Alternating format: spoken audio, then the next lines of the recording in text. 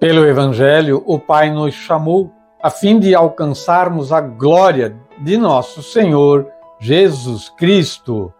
O Evangelho de hoje está em Marcos, capítulo 9, versos 30 ao 37. O Senhor esteja conosco, Ele está no meio de nós. Proclamação do Santo Evangelho de nosso Senhor Jesus Cristo, narrado por São Marcos.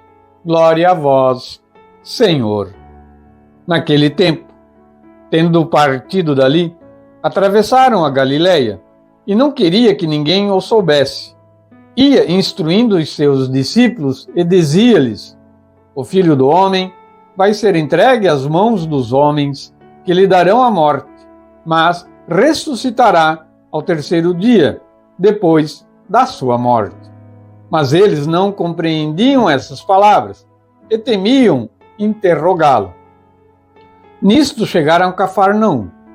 Quando estavam em casa, Jesus perguntou-lhes: De que vinheis vós discutindo pelo caminho? Eles, porém, calaram-se, porque no caminho tinham discutido entre si qual deles era o maior.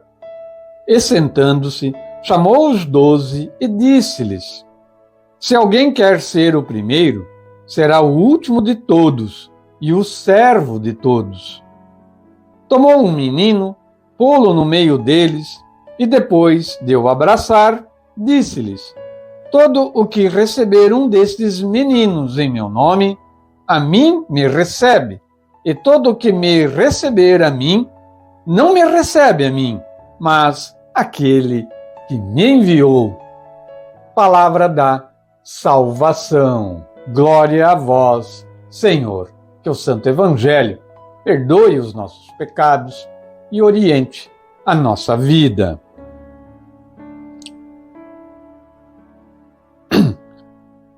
Em 22 de setembro, 25º domingo do tempo comum, né? O Evangelho de hoje é de Marcos, no capítulo 9, versículo 30 ao 37. A gente inicia a reflexão de hoje da própria Escritura no rodapé da palavra, no versículo 32, uma pequena explicação da própria Bíblia, né? Versículo 32, no versículo 32, ele fala assim: Mas eles não compreendiam essas palavras e temiam interrogá-lo. Vamos ver o que diz aqui no rodapé da Bíblia. Eles não atinavam, no caso eles, os apóstolos, como poderiam estar juntos os sofrimentos do Messias e a magnificência de seu reino. Só o Espírito Santo, que lhes deu a compreender o valor redentor do sofrimento, dissipou-lhes os falsos conceitos que alimentavam acerca do Messias.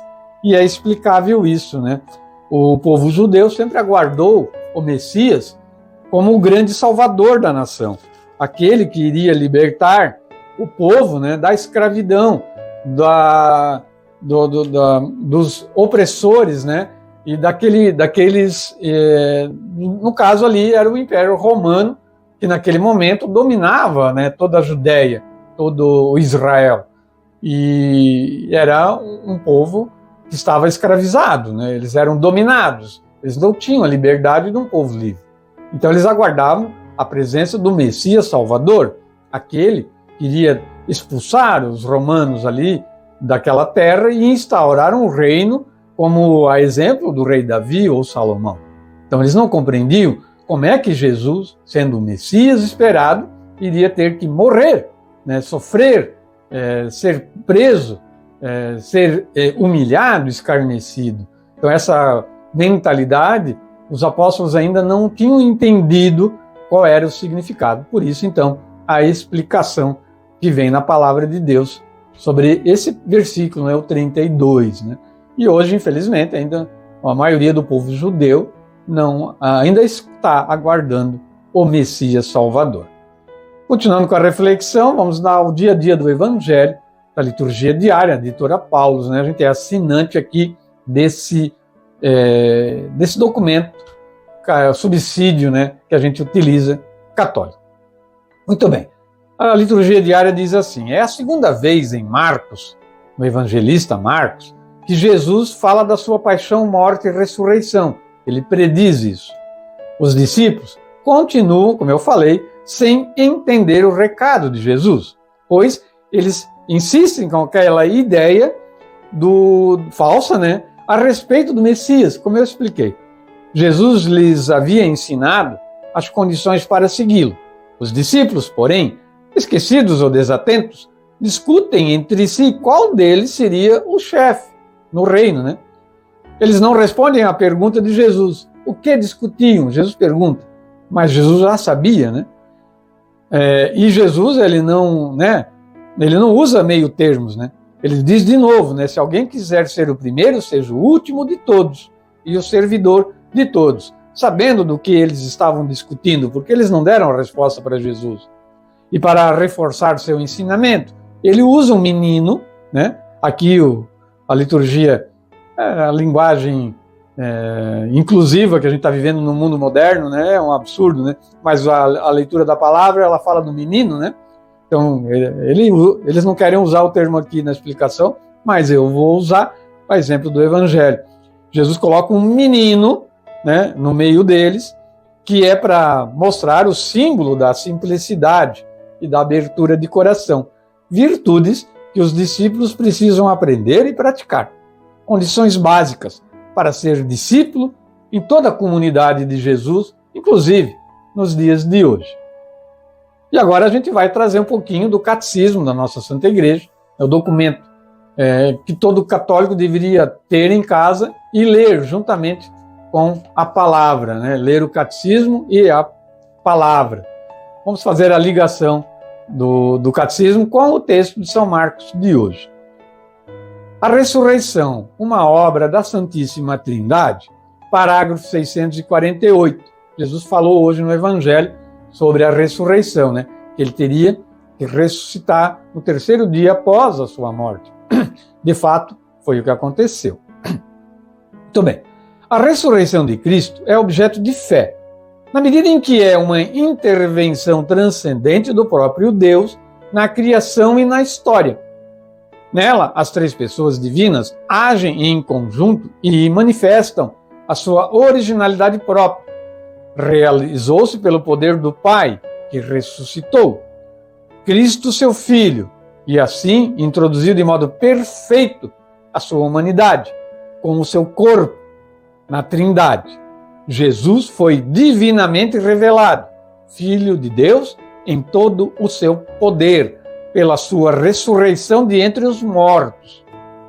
São Paulo insiste na manifestação do poder de Deus por obra do Espírito, que vivificou a humanidade morta de Jesus e a chamou ao estado glorioso do Senhor. Bonito isso, né? A ação da Santíssima Trindade, Deus Pai, Deus Filho e Deus Espírito Santo. Parágrafo 649. Quanto ao Filho, ele opera a sua própria ressurreição em virtude do seu poder divino. Jesus anuncia que o Filho do Homem deverá sofrer muito, está hoje no Evangelho de Marcos, e depois ressuscitar. E este ressuscitar é no sentido ativo da palavra, não é um simbolismo. Aliás, é dele esta afirmação explícita: eu dou a minha vida para retomá-la. Tenho o poder de a dar e o poder de a retomar. Isso está em João. Nós cremos que Jesus morreu e depois ressuscitou. 1 Tessalonicenses. Parágrafo 650. Os santos padres contemplam a ressurreição a partir da pessoa divina de Cristo, que ficou unida à sua alma e ao seu corpo, separados entre si pela morte, pela unidade da natureza divina que continua presente em cada uma das duas partes do homem. Estas unem-se de novo. Assim, a morte é produzida pela separação do composto humano e a ressurreição pela união das duas partes separadas. Entendimento? É esse. A morte nos separa do corpo, né? E a ressurreição nos une novamente. É o que diz o Catecismo da Santa Igreja Católica a respeito do Evangelho de hoje de São Marcos.